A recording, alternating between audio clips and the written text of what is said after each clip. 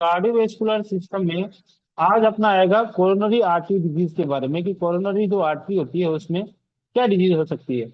तो coronary artery, मैंने बताया था कि कोरोनरी आर्टरी क्या है। कोरोनरी आर्टरी असेंडिंग जो अरोटा है, उसकी जो असेंडिंग अरोटा है उसकी ब्रांच है कोरोनरी आर्टरी। वो क्या करती है, हार्ट को ब्लड सप्लाई करती है।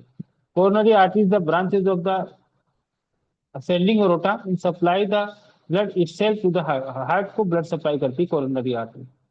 कोरोनरी आर्टरी होने कोरोनरी आर्टरी डिजीज होने का मेन कॉज क्या है। तो मेन कॉज है उसका एथेरोस्क्लेरोसिस।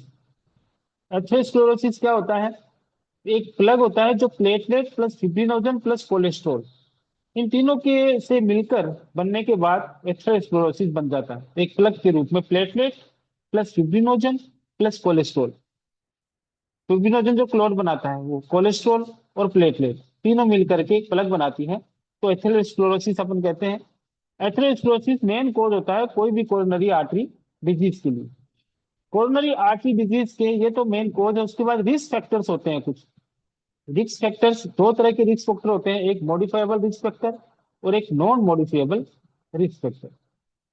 तो जो modifiable risk factor is, it means changes, अपन उसमें कुछ चेंज कर सकते हैं, मॉडिफाई कर सकते हैं उनमें, उन रिस्क फैक्टर्स में, उससे लाइफ स्टाइल में चेंज करके अपन इसको रोक सकते हैं, कोरोनरी आर्टरी डिजीज होने को रोक सकते हैं।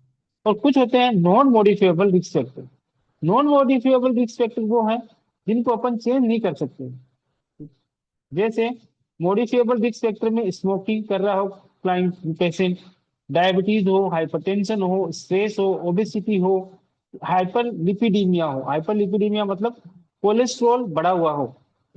ये कंडीशन अपन मॉडिफाई कर सकते हैं, स्मोकिंग को छुड़ा सकते हैं, अल्कोहल को छुड़ा सकते हैं, डायबिटीज को कंट्रोल कर सकते हैं, हाइपरटेंशन को कंट्रोल कर सकते हैं, ओबेसिटी को कंट्रोल कर सकते हैं, लेक ऑफ एक्सरसाइज को एक्सरसाइज में कन्वर्ट कर सकते हैं, हाइपरलिपिडीमिया कोलेस्ट्रॉल को कम कर सकते हैं। तो ये सारे जो रिस्क फैक्टर्स हैं, ये सारे मॉडिफाइबल रिस्क फैक्टर हैं, जिनको अपन चेंज करने के बाद अपने एथेरोस्क्लेरोसिस होने के चांसेस कम हो जाएंगे।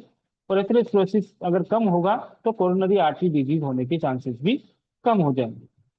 कुछ नॉन मॉडिफाइबल रिस्क फैक्टर है जिनको अपन चेंज नहीं कर सकते, जैसे एज है, कोई हाई है, इन ओल्ड एज में एथेरोस्क्लेरोसिस या फिर बाद में कोरोनरी आर्टरी डिजीज होने का चांसेस ज्यादा रहता है। सेक्स होता है, मेल में ज्यादा होता है स्ट्रेस की वजह से। हेरिडिटिकल हो सकता है, फैमिली हिस्ट्री की वजह से भी हो सकता है। कलर में जो ब्लैक कलर के लोग होते हैं उनमें ज्यादा होता है। तो ये सब मेन रिस्क फैक्टर्स हैं, कोज नहीं। कोज तो एक ही, एथेरोस्क्लेरोसिस, एथेरोस्क्लेरोसिस। बाकी ये सारे रिस्क फैक्टर्स हैं किसके, coronary artery disease. Coronary artery disease मतलब जो हार्ट को ब्लड सप्लाई करती है, उसके अंदर कोई प्लग बन जाए, उसमें कोई क्लोट आ जाए, तो उस कंडीशन में ब्लड की सप्लाई इंपेयर हो जाएगी हार्ट की, तो उसकी वजह से तो डिजीज होगी, वो कहलाएगी कोरोनरी आर्टरी डिजीज। अब कोरोनरी आर्टरी डिजीज तीन टाइप्स की होती है। फर्स्ट होता है IHD, इच्छेमिक हार्ट डिजीज। सेकंड होती है, फर्स्ट स्टेज में IHD होता है कोरोनरी आर्टरी डिजीज के अंदर। तीन स्टेज में कोरोनरी आर्टरी डिजीज होती है। फर्स्ट स्टेज में इच्छेमिक हार्ट डिजीज IHD जिसको अपन बोलते हैं। सेकंड सेकंड स्टेज में एंजाइना पेक्टोरिस बोलते हैं। और थर्ड स्टेज होगी उसमें MI, मायोकार्डियल इंफार्क्शन हो जाएगा पेशेंट। तो सबसे पहले अपन पढ़ेंगे आज इच्छेमिक हार्ट डिजीज के बारे में। इच्छेमिक हार्ट डिजीज क्या होती है। तो lack of blood circulation in the myocardial cell, नाम से ही पता चल रहा है, इच्छेमिक मतलब लो ब्लड सप्लाई। तो जो हार्ट कोरोनरी आर्टरी क्या करती है, coronary artery supply the blood to the heart. If having any clot, any plaque, then blood supply is impaired. It means ischemia. Ischemia means lack of blood supply. तो ischemic heart disease means lack of blood circulation in the myocardial cell। जो heart की myocardial cell है उसको blood supply कम हो जाना इschemia कहलाएगा। अब इschemia होने से क्या क्लिनिकल मैनिफेस्टेशन पेशेंट के आएंगे। पाल्पिटेशन होगा, सिनकोप होगा, एसिम्प्टोमेटिक चेस्ट पेन भी हो सकता है क्लाइंट को, डिस्निया होगा। ये सब पेशेंट को क्लिनिकल मैनिफेस्टेशन हो सकते हैं। अब जैसे क्लाइंट का क्या, कैसे पता चलेगा अपने को कि इसको IHD है, तो उसके लिए क्या करेंगे, डायग्नोस्टिक इवॉल्युएशन में अपन पेशेंट का ECG करेंगे। ECG, ST सेगमेंट डिप्रेस होगा, ECG के अंदर ST सेगमेंट डिप्रेस होगा और T वेव डिप्रेस होगी, T वेव इन्वर्जन होगा। तो ST सेगमेंट डिप्रेस होगा और T वेव इन्वर्जन होगी, इसका मतलब वहां पे इचेमिया हो रहा है, ब्लड सप्लाई कम हो रही है हार्ट की मायोकार्डियल सेल्स को। अब ऐसी कंडीशन है तो अपन उसको कैसे मैनेज करेंगे। तो उसका मैनेजमेंट होगा, सबसे पहले identify the risk factor and eliminate them. Risk factor, अगर चेंजिंग वाले रिस्क फैक्टर है तो अपन उसको मॉडिफाई कर सकते हैं, मॉडिफाइबल रिस्क फैक्टर। दूसरा नॉन मॉडिफाइबल है तो उसमें अपन कुछ नहीं कर सकते।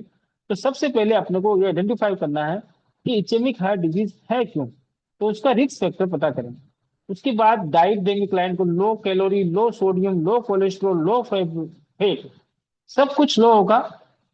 फाइबर रिच डाइट देंगे लाइफ लॉन्ग टाइम क्लाइंट को। कॉन्स्टिपेशन, क्या all low except high fibre, high fibre high देंगे, बाकी सब लो कैलोरी डाइट देंगे। उसके बाद ड्रग ऑफ चॉइस क्या देंगे क्लाइंट को, एनटीजी देंगे। एनटीजी क्या है, नाइट्रोग्लिसरीन, वेजोडाइलेटर है। वेजोडाइलेशन का इसका एक्शन होता है।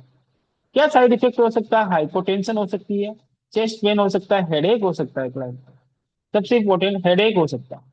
एडमिशन कैल्शियम चैनल ब्लॉकर, और कैल्शियम चैनल ब्लॉकर अपन क्लाइंट्स को देंगे। ये होते हैं इचेमिक हार्ट डिजीज के बारे में। तो इचेमिक हार्ट डिजीज क्या है, फर्स्ट स्टेज है कोरोनरी आर्टरी डिजीज की, जिसमें सिर्फ ब्लड सप्लाई थोड़ी कम हुई है माइकार्डियल सेल्स को, उसको अपन इचेमिया बोल रहे हैं।